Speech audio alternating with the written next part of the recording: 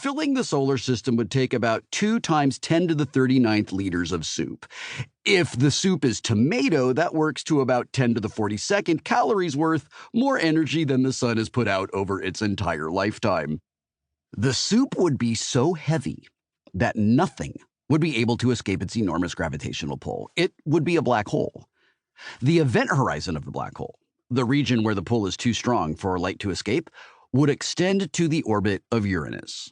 Pluto would be outside the event horizon at first, but that doesn't mean it would escape. It would just have a chance to broadcast out a radio message before being vacuumed up.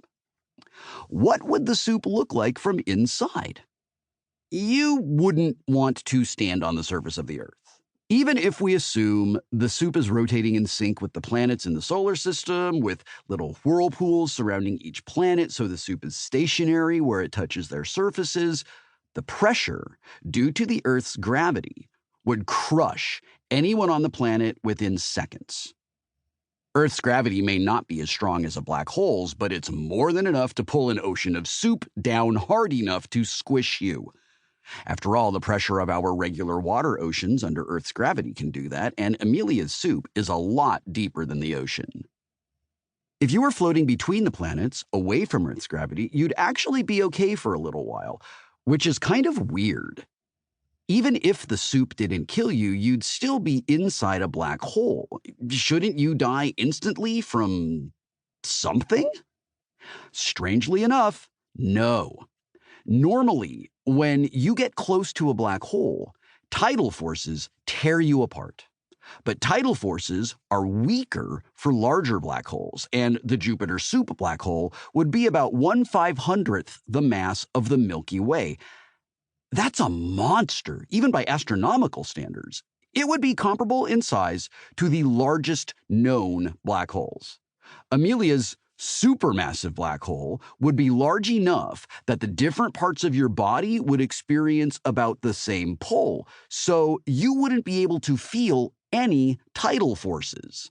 Even though you wouldn't be able to feel the soup's gravitational pull, it would still accelerate you, and you would immediately begin to plunge toward the center.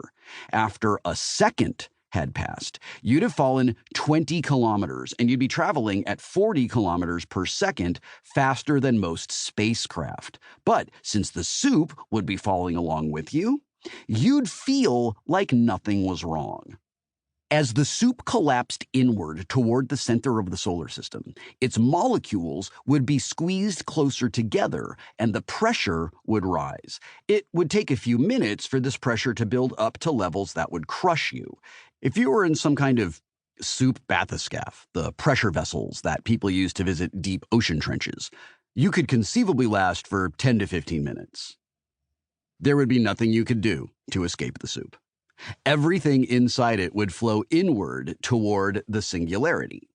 In the regular universe, we're all dragged forward through time with no way to stop or back up. Inside a black hole's event horizon, in a sense, time stops flowing forward and starts flowing inward. All timelines converge toward the center. From the point of view of an unlucky observer inside our black hole, it would take about half an hour for the soup and everything in it to fall to the center. After that, our definition of time and our understanding of physics in general breaks down.